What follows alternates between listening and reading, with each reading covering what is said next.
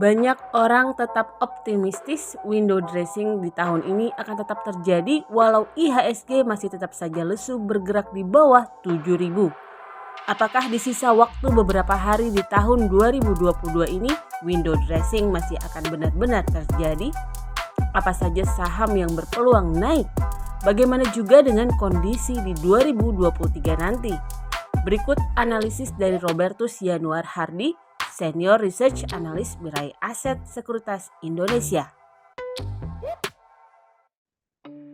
Sebenarnya kalau kita sih masih optimis, masih bisa. Karena kan sebelum-sebelumnya itu cenderungnya setelah tanggal 25 atau setelah Christmas itu cenderung ada kenaikan sih. Jadi kalau misalnya ditanya apakah tahun ini ada peluang seperti itu, sepertinya sih ada, mungkin masih ada, meskipun tantangannya mungkin lebih berat ya, karena kan tahun-tahun sebelumnya itu nggak ada tantangan yang seperti sekarang ya, di mana suku bunga baik itu The Fed maupun Bank Indonesia masih terus mengalami kenaikan gitu. Tapi kalau ditanya optimisme sih, kita masih cukup optimis ini masih akan bisa menunjukkan tren yang sama.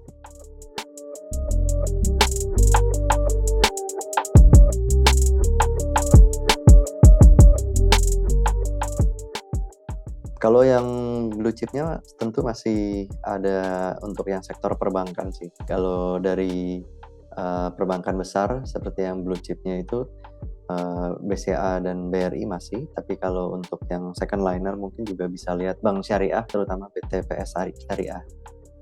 Sebenarnya kalau bank-bank kecil itu kan memang agak sulit untuk bisa bersaing dengan yang besar ya. Karena kalau di sektor perbankan itu utamanya yang punya aset paling besar itu yang cenderung akan bisa lebih memenangkan persaingan.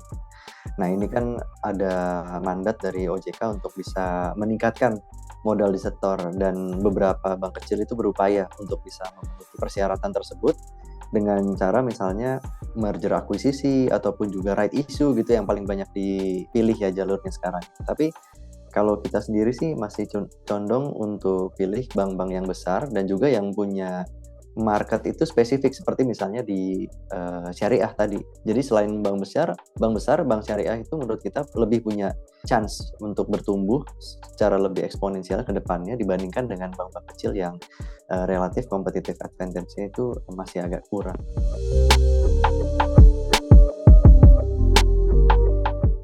Tahun depan memang challenge-nya mungkin lebih berat ya daripada tahun-tahun sebelumnya, karena kita ngelihat tahun 2021, 2022 itu cenderung high base, dan 2023 ini suku bunga masih akan diperkirakan masih mengalami kenaikan secara global maupun juga domestik juga tentu pasti akan menyesuaikan. Dengan demikian, expected return atau potential return dari instrumen equity ini masih akan terbatas sebenarnya. Tapi bukannya tanpa peluang, kita masih cukup optimis bahwa masih akan ada pertumbuhan tahun depan, mengingat biasanya di setahun menjelang pemilu itu ada akselerasi di terutama domestic consumption, dan kita tahu kan komponen terbesar GDP kita masih dari domestic household consumption. Diselenggarakannya pemilu nanti yang di awal tahun 2024 kan, bulan Februari. Kemungkinan di tahun kampanye 2023 ini akan terasa nih dampaknya terhadap peningkatan konsumsi dan juga sektor yang terkait. Sebenarnya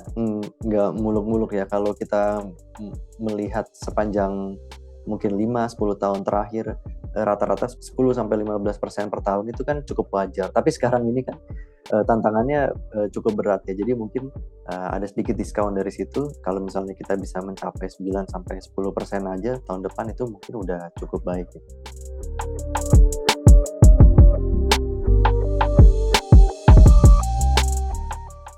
Nah, selain consumer, tentu perbankan masih sih, karena kenaikan suku bunga itu tentu akan berimplikasi pada pertumbuhan di net interest margin atau profitability nanti yang akan meningkat. Dan kita juga masih meyakini bahwa nilai pencadangan atas kerugian itu tidak akan sebesar tahun-tahun sebelumnya, karena aktivitas ekonomi dan industri itu kan sudah mulai terakselerasi, sehingga kemampuan debitur untuk menyelesaikan kewajibannya itu juga meningkat, yang kita yakin masih akan berlanjut sampai dengan tahun depan.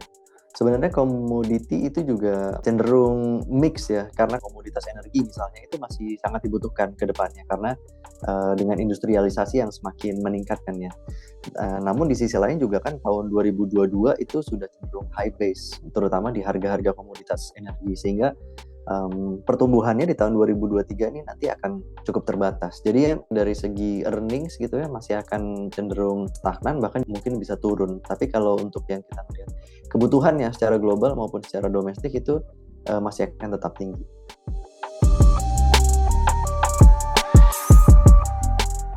Nah, yang menarik juga tentu tahun depan itu sebenarnya masih yang berhubungan dengan telekomunikasi, telco related. Jadi kalau kita ngelihat sekarang ini kan misalnya saham Telkom ya. Saham Telkom itu kan banyak tertekan karena harus membukukan kerugian atas investasi di saham Gotoh kan.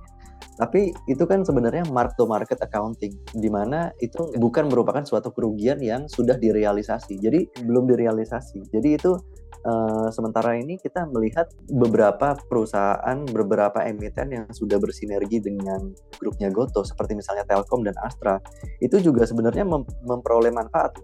Jadi yang luput dari perhatian investor sekarang ini mungkin mark to market accounting yang cenderung memaksa Astra dan Telkom untuk bisa membukukan kerugian itu, tapi sebenarnya belum direalisasi kerugian. Sementara di sisi lain ada serangkaian sinergi-sinergi seperti misalnya mitra Gojek dan Tokopedia yang menggunakan layanan Telkomsel misalnya, ataupun mitra driver dari Gojek dan Gokar itu yang bisa membeli atau memperoleh sepeda motor Honda atau mobil Toyota, Daihatsu itu dari Astra dengan cukup mudah dengan skema-skema yang mereka sudah lakukan selama ini. Jadi mungkin ini yang luput dari perhatian investor dan menurut kita sih menyediakan suatu entry level yang menarik juga nih, karena sekarang ini secara valuasi Telkom dan Astra itu udah termasuk yang kategori terendahnya sepanjang 5 atau 10 tahun terakhir kalau kita lihat dari segi price to earning ataupun price to book value-nya. Jadi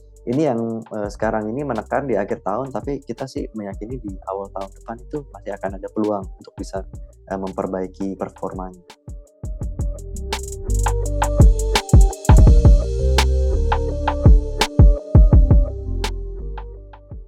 Nah, ini juga menarik sih sebenarnya karena banyak ditanyakan. Kalau kita lihat sebenarnya di tahun 2020, 2021 tentu saham-saham yang kategori growth stock itu oke lah menjadi pemenang gitu kan. Tapi pada saat suku bunga udah mulai merangkak naik lebih tinggi di paruh kedua 2022 sampai dengan nanti 2023, menurut kita yang value stock ini menurut kita akan bisa lebih outperform daripada yang kategori growth. Kalau kita ngelihat misalnya dari segi emiten yang blue chip, misalnya kalau ada yang diperdagangkan pada rasio price to earning atau price to book value yang di bawah rata-rata 5 atau 10 tahunnya, itu menurut kita yang termasuk kategori value juga. Value yang deep ini yang menurut kita akan bisa lebih outperform dibandingkan dengan emiten atau perusahaan yang cenderung pertumbuhan growth-nya itu eksponensial seperti yang di sektor teknologi. Seperti itu sih.